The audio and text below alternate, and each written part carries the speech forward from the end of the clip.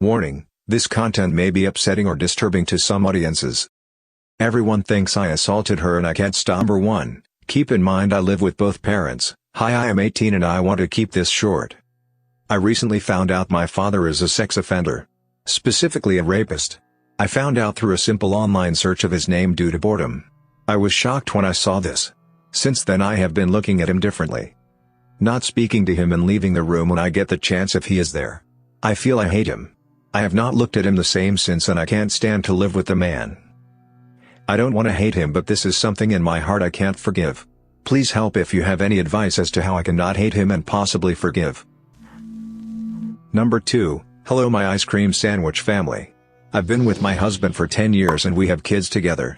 For the past year or so he's started to begin having sex with me while I'm asleep. I take prescription sleep meds, and I wake up during, which is okay. A few days ago we're watching a movie. I told him that I wasn't in the mood when he asked about it and he got a little grumpy, but we continued on with our movie, his normal reaction when I don't feel like it. I woke up to him and I said no, pushed him off and got up. He told me get back over here. I wasn't done. I didn't want to, but I did. The past few nights I've been sleeping fully clothed and I don't want him to touch me sexually. I have a past of sexual assaults and rape that he knows about. I feel like he did something that needs to be discussed, but when I try to talk he shut me down about it. I really don't know what I should do. Should I just forget it and move on? Or keep trying to talk to him about it? I realize this isn't really a big problem, but I just don't know where else to go with this. Number 3. My fat fetish is haunting me. From middle school to high school, I developed a fat fetish that never went away until recently. I would experience great arousal to body fat or any form of weight gain or inflation. I scoured DeviantArt and Pure Affinity regularly for this art in the form of cartoon and video game characters, Nintendo, Sega, etc. I never acted on my urges with another person or looked at anyone in real life, but it doesn't change the fact that I had it to begin with. I experienced a panic attack and confided to everyone I could. My family, a priest at my church for a confession, and my college therapist. They all said I was fine and that I was exaggerating, but I feel a great amount of guilt in my system. I don't know what to do. I know I have a problem. I've been clean for well over a month at this point, but I think I am nothing more than a monster. What should I do? Number 4. I'm terrified of my future with my boyfriend. Now, don't get me wrong, I am head over heels in love with him. He's been nothing but a saint to me in the little bit over a year together. He's the most patient person I know and has shown me what love actually feels like. We speak excitedly about our future together frequently as we both agree that we are meant to grow old together. We love each other dearly. But the thing is, we're both young and barely know how the real world works. We still live with our parents for Christ's sake. I'm afraid that once we finally live together and get tied into a lease, shit will hit the fan and there won't be an escape. He isn't a violent or angry person. I'm just afraid of something like this causing a rift between us. I want to talk to him about it, but I feel absolutely terrible for having these doubts. I try to justify it as just anxiety since I suffer with anxiety already, but it seems reasonable to feel this way. I'm really not sure what to do. I'm just so scared. Thank you, Radio TTS, for providing this kind of thing. It feels good to have this typed out. Number 5. Hello. I'm currently in a tough spot between continuing on living or not. I'm 15. I have straight A's, and I'm about to enter high school. I was held back in first grade, but I manage. I have gotten many certificates, trophies, I even got accepted into a performing arts high school. But I'm not doing so well mentally. I was molested growing up. I told my mother, but she didn't do anything about it. Though, I have forgiven him. He and I have a pretty good relationship now. He has changed and I'm proud of him for that. And for a time I was healing. But then I was assaulted by someone. I trusted them for years. It broke me, to the point I attempted suicide. My father never made an effort to be a part of my life. My mother didn't care when I told her I have suicidal thoughts. Any advice is much appreciated. Thank you. Number 6. My parents are controlling and incredibly toxic, and I'm honestly wondering whether or not being alive under these circumstances is worth it anymore. During the entirety of this quarantine, my mental health has been going down the drain as school was the only way I could get away from them for a bit. For the past few months, they've been shoving their religion and values down my throat, which of course wasn't all that new ever since I came out as bi to them, but it's like the indoctrination has been ramped up during this time. I can't even have the choice to worship the way I'm comfortable with because it's not their way, and whatever isn't their way isn't the correct way. I'm also not allowed to go out, before quarantine, of course, unless it's school related, talk to any of my friends after school, or get a job in fear that I would leave them. They told me that I would always have to obey both of them even when I become an adult because they put me here and that they were, and always will be in control. Just the other day my mom was telling me how she basically owned my body when I confronted her about her pulling my shower curtain away to talk to me while I was showering. They've also done a number of other things which I won't go too much into detail with and will instead list since I don't want this to be too long. They called me easy when they found out I had a guy friend. Said that they were God's gift to me, so I have to give them everything when I begin my career. Forced me to talk about my sexual assault to other people despite me telling them I wasn't ready. Told me that I would burn in hell for being bi and depressed with suicidal thoughts. I honestly don't know what to do at this point other than study extra hard to hopefully get into a good college. But I don't know how I'm gonna leave this roof without any money or support, and suicide really is looking like the only option for me, so please, if anyone has any advice to help, I'd love to hear it because I'm so tired. Number 7, I'm interested in bondage-related things, and I feel so much shame for it. Should I feel ashamed? To start off, I'm a teenager in a very conservative area and I'm in a very conservative family. I have most of the same opinions, too. I realized after a while that I really like to watch bondage-related videos on YouTube. I don't watch sex or naked people or anime. I have very specific things that I like to watch, but I don't want to get into them here. Every time I watch it, I feel ashamed because I feel like it's not something I should be watching. I feel like it's something satanic or something the devil created. I don't feel that it's something a Christian should be watching. I try to stay off of it, but then I just relapse and keep watching it. I just don't know if this is something to be ashamed of or what I should do. I don't know if I should just go cold turkey or something. I know this isn't as serious as some of these are, but it's kind of important to me to know what to do. Thanks for reading. Number 8, everyone thinks I'm a monster and I can't stop it. Over the course of a few months, a friend, if they can be called one, has turned most of my mutuals against me with false accusations. They are obviously false and I tried numerous times to disprove them, but no one will listen to me. I have receipts, but people either accuse me of faking or just don't care. For context, I was accused of forcing S friend to engage in sexual conversations, but I have clear proof no such thing happened. Please. If anyone can figure out how to get people to listen to me, it would be appreciated. My reputation is on the line and I am being branded a creep and worse. This could ruin my life if it goes further.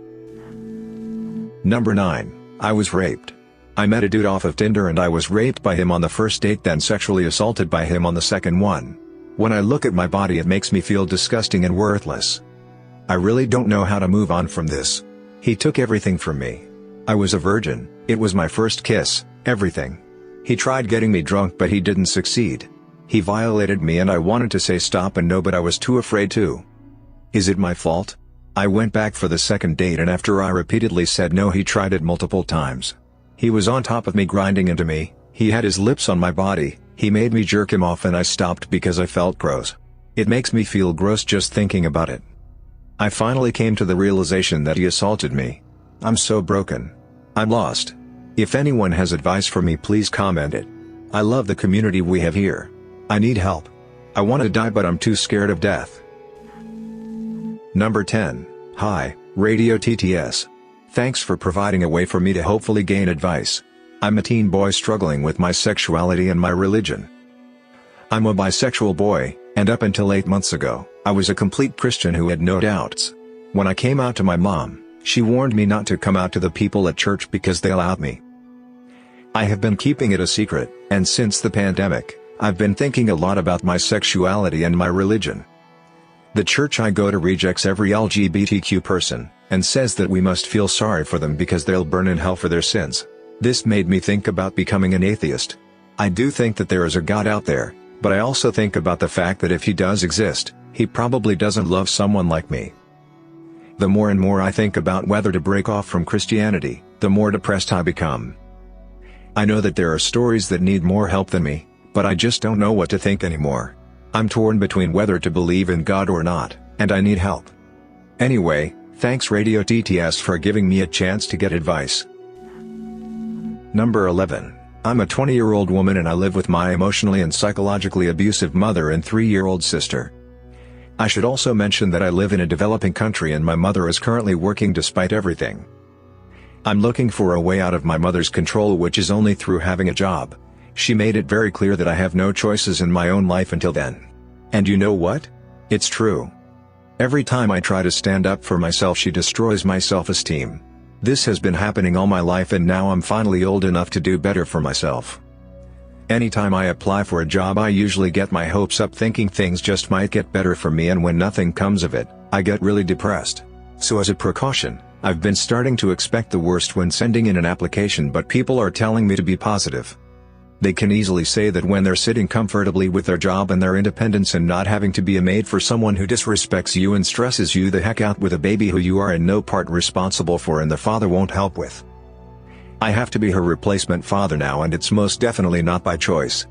I still think having my hopes up any at all is bad. Not even when I get called for an interview. The corona only makes things even worse. When will I get a yes? You're hired. When can you start? No one wants to give someone fresh out of college with no experience a chance. If this continues, I don't know what I'd do, because quarantine with my mother and baby sister is really starting to get me. How can I improve my situation without a job? I don't have any close family I could move in with because they either had abused me before or exhibit abusive and manipulative behavior in some way. I've gotten good at seeing it in others so that I can better protect myself. And I don't have any friends either because of my trust issues. Please help me. I'm terrified of my mother. Number 12, I'm stuck in a very emotionally unhealthy home and I need a way out.